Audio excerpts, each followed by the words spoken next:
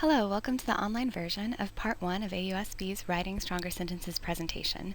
I'm Abby, one of the Writing Center tutors. This part of the presentation is about active and passive voice. Using active voice will make your ideas clearer and easier for the reader to understand. The goal of writing is to communicate effectively. If your writing is less vague, more forceful, and more polished, then you will sound like more of an expert. So writing stronger sentences can improve your credibility and authority as a writer. This presentation will cover some things to consider when you're choosing between active and passive voice. Throughout this online presentation, there will be opportunity for you to practice, so you may want to have some paper and a pencil ready. First, let's start with a quick grammar explanation of what active and passive voice are. In an active sentence, the subject is active. The subject of the sentence is the doer. It performs or does the action. The doer is sometimes called the agent in grammar books.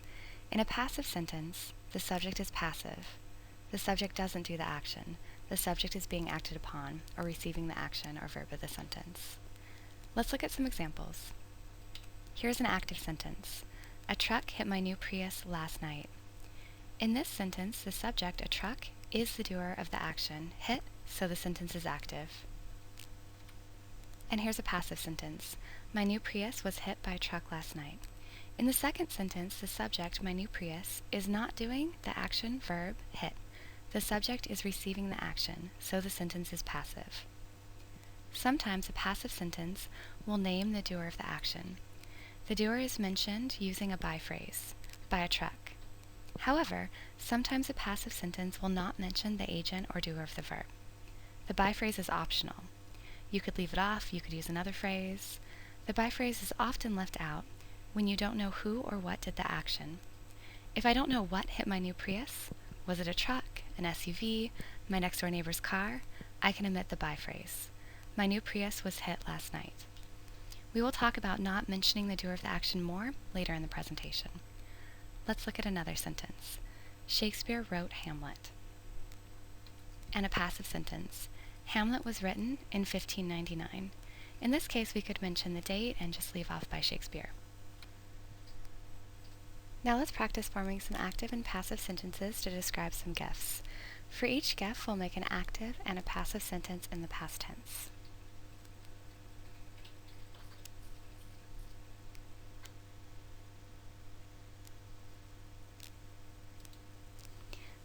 So, for the active sentence, we'll start with the one doing the verb.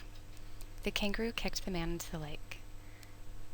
And for the passive sentence, we could say the man was kicked into the lake by the kangaroo. Here's another example. Notice how the focus of the sentence changes.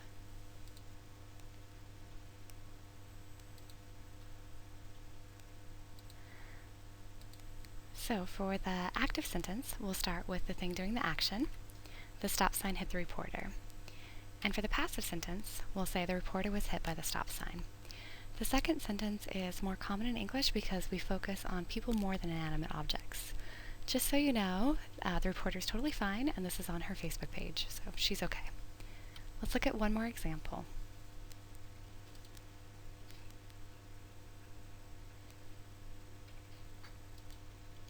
So the active would be, the raccoon stole the food, and the passive, the food was stolen by the raccoon. Let's move on to some practice. We'll do the first one together, and then you can practice a few on your own. Are these sentences active or passive? If you're trying to identify if a sentence is active or passive, look at the verb and ask, by whom or by what? If the person or thing doing the action is the subject, the first noun in the sentence, then the sentence is active.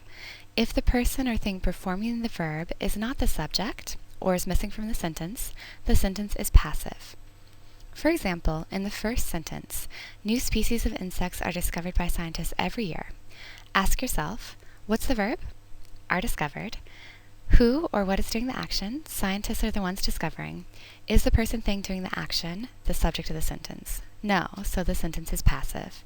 Go ahead and pause this video now and decide if sentences 2 or 3 are active and passive.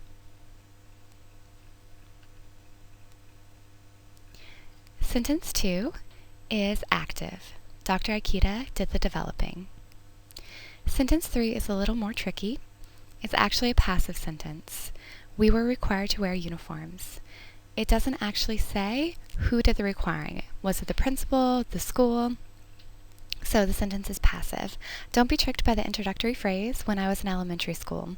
You could move this phrase to the end of the sentence. You could write, we were required to wear uniforms when I was in elementary school.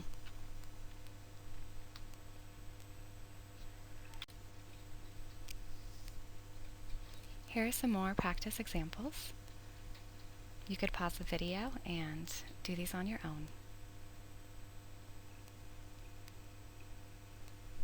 Okay, so number 1 is active. The hurricane is what destroyed the village.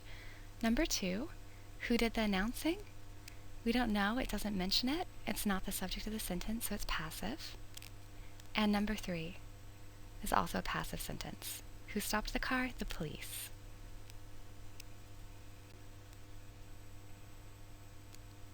The passive often gets a bad reputation, but the passive is not always bad. In fact, sometimes the passive is better than the active. We're going to cover 3 common situations where you might decide as a writer to use the passive. We'll also cover why teachers often prefer that you write active sentences. The first good or appropriate use of the passive is to shift the emphasis of your sentence. The subject of a sentence is often the first word or phrase. We sometimes say that the subject is the focus of the sentence because it is the first thing that the reader hears or sees. Look at the sentence at the bottom of the slide. Guernica was painted by Picasso. What is emphasized? The focus of the sentence is on the painting Guernica. If you rewrote the sentence in active, then the focus would be on Picasso. If you were writing an essay about the painting, you might choose to start many of your sentences with Guernica as a subject. This is an appropriate use of the passive.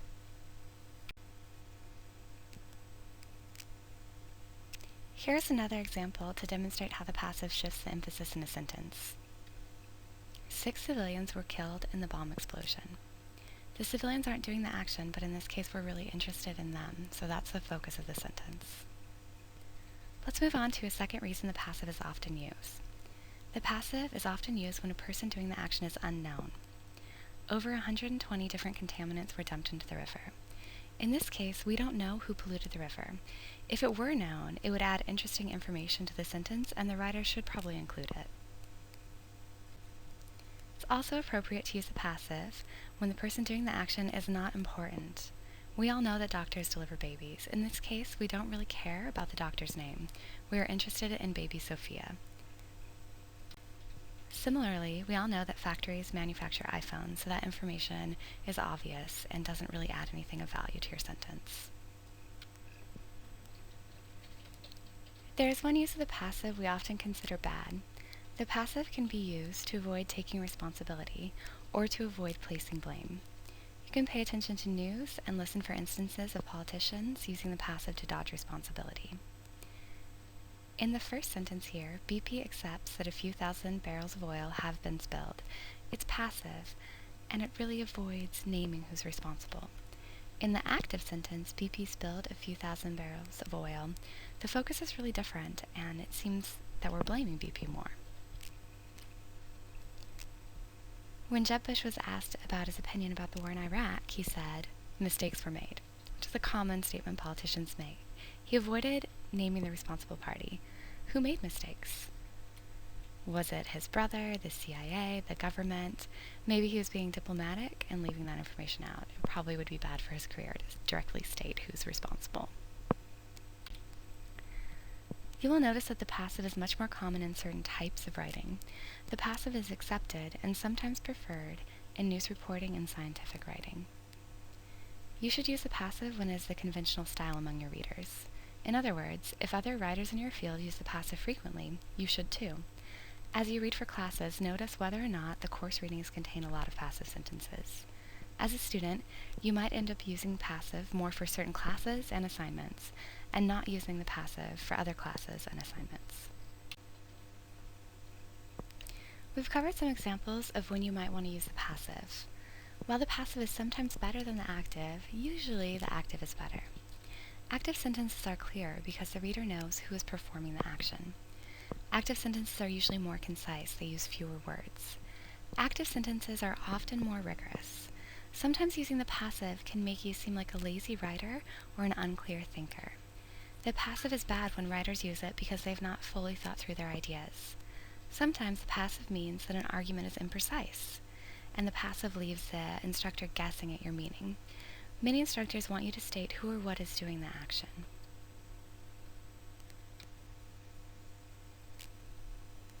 Because passive sentences don't include who's doing the action, they can seem vague or unclear.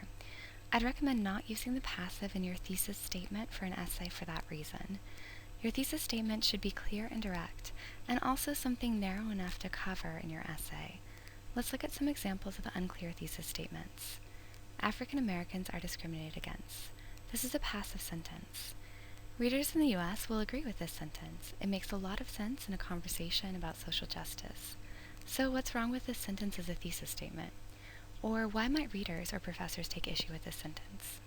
The reader of your paper might not like this sentence because it's very broad, it's vague, and it's general. We could make it more specific by adding a time frame. African Americans are discriminated against today. It's still vague. The writer has not said who's doing the discriminating. This sentence does not include the context, information about the culture, or other things. The reader might think the student does not understand the context or is too lazy to do more research.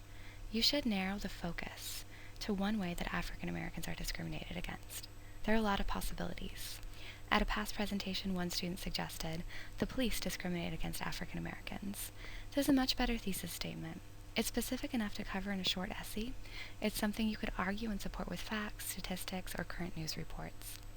Here's another possible revision. Real estate agents in the South often discriminate against African American homebuyers.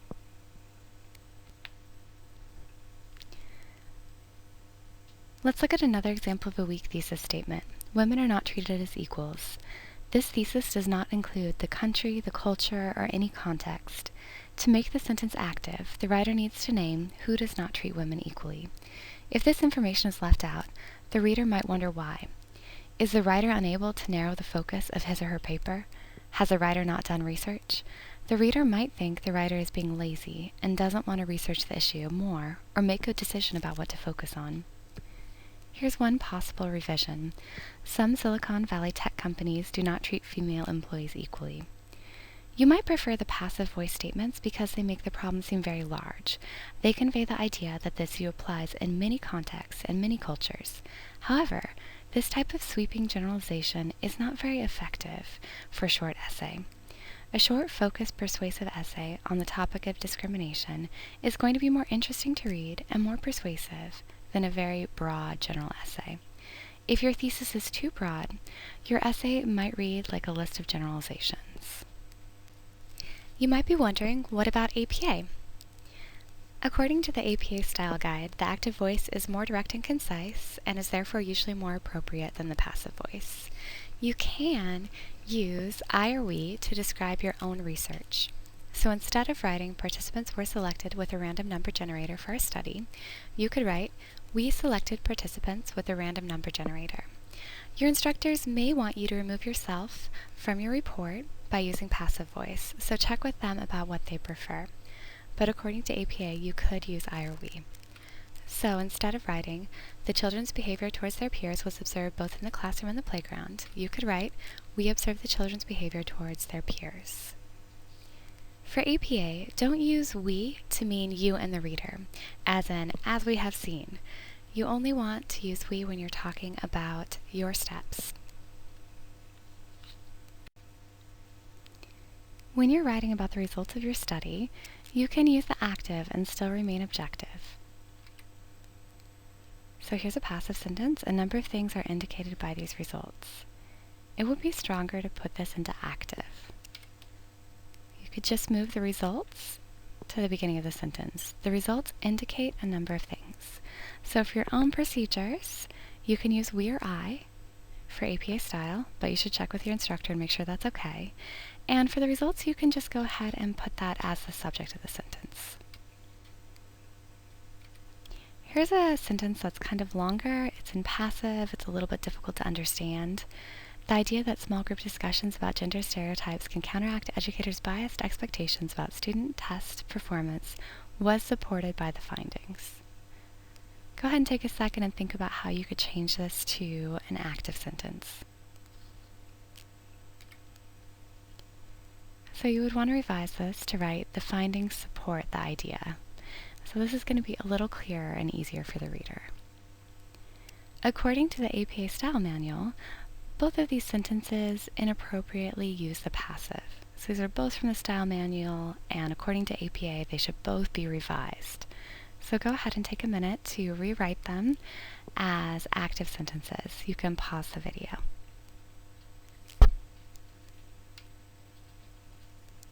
The first one could be revised. Several studies found support for faster female response time. And the second revision, symbolic interaction theorists have emphasized. It's a lot clearer, it's more direct. So to recap, whether you choose the active or passive really depends on the situation. It may change from one assignment to the next, or even from one sentence to the next. The passive's not bad in all situations. The point I want to emphasize is you should be aware of the passive, and you should be thinking about your choices as a writer, and how those choices impact the reader. So, when should you use active? When should you use passive? Here are some things to consider when choosing between the active and passive. We've adapted this from the UNC and other sources. You want to consider if it matters who's responsible for the action. If it does not matter, use the passive. If it matters, the active is probably better. You also want to think about emphasizing the object. If you want to place emphasis on the object, you should use the passive. You should consider if your reader would need more information. In other words, does using the passive leave out important information your reader may want to know? Might the reader or professor think you haven't done your research? Try to avoid using the passive in your thesis statement. You also want to consider what's common for this discipline. If passive is the convention for writing in that discipline, you should use passive in some of your sentences. Here are some suggested readings and works consulted. Consider visiting us in the Writing Center. We're in room 207 outside the library. You can also check out part 2 of this presentation, which is on parallel structure.